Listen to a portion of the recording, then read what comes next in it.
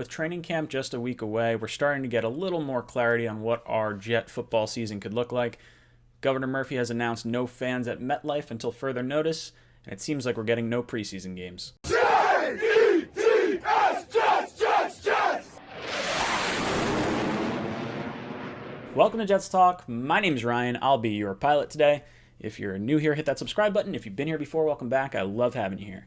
Guys, Mondays I do my live call-in show 8 o'clock to 10 o'clock, and Tuesdays we are coming back with the Talkin' Jets panel starting next week, July 28th. At the start of training camp, it's going to be me, Matt O'Leary, and Green Bean getting all your phone call questions and just kind of catching up and refreshing everyone on what's going on with the season, and it's really a lot of fun. I like hanging out with those guys. So let's talk about our first topic of the day, and that is no fans at MetLife. Now, Governor Murphy has worked closely with the Jets and Giants through this whole process, and he has allowed up to 500 people to be at an outdoor event, which means it's basically the two teams, the officiating crew, the film crews, and that sort of stuff. So no fans in attendance, at least for right now in MetLife. I don't think this is too big of a shock to too many people. The New York side has already determined no fans in the stands for the remainder of the year, but that really only affected Buffalo and I guess the baseball franchises and whatnot. So no fans in MetLife. That's obviously a little shot in the gut. Of course, we wanted to see, the JETS chant. It's going to be pretty quiet on game day when that day does come. But you know what? I think this is going to be an interesting move. It's going to be the first time. Well, maybe not the first time. We've seen stadiums with Jet games as Jet fans pretty much empty for like the last decade. We've had not too many good seasons if you're a Jets fan. So maybe it's not really that big of a loss for us. But no, I'm kidding. I'm talking tongue in cheek here. So what does that mean? That means that I'm probably going to be streaming the games on this channel. Not live, of course. You'd have to watch the game while we're just kind of hanging out talking about the game. So if you want to do that, that's something we'll probably be doing throughout the season. The second thing, I guess in conjunction with no fans at MetLife, there's not going to be any fans at training camp at all. Obviously, this is probably something a lot of us expected anyway. Just minimize all contact with any non-essential personnel. Now let's talk about topic 2.5, 3? Topic 3 today. And that is that the NFL owners have come out and said they are okay not having a preseason for this year. And this is a huge win for the Players Association right now because a lot of contracts become guaranteed after week 1 of the NFL season.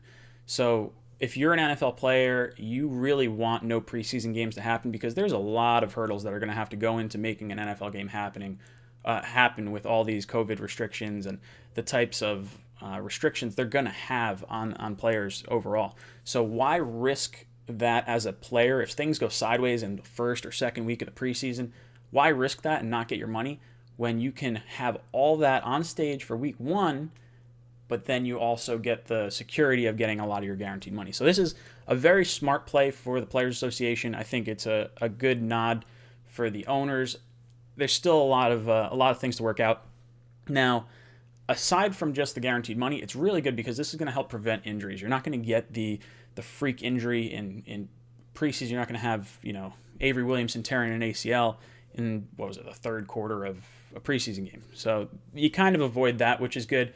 You get guys that are going 110% in real games as opposed to maybe 65, 75% in a preseason game where they're trying not to get hurt and it winds up leading to more injuries.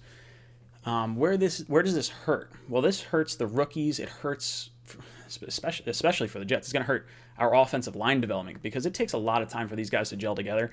And when you're talking no day one starters from last year, because I don't think a lot of people are projecting Brian Winters to be the starter, but you got Becton, Lewis, McGovern, Van Roten, and Fant across that line. So you're going to need some time for this team to gel.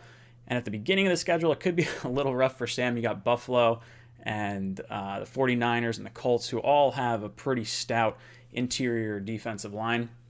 And it's going to be a little rough starting, I think.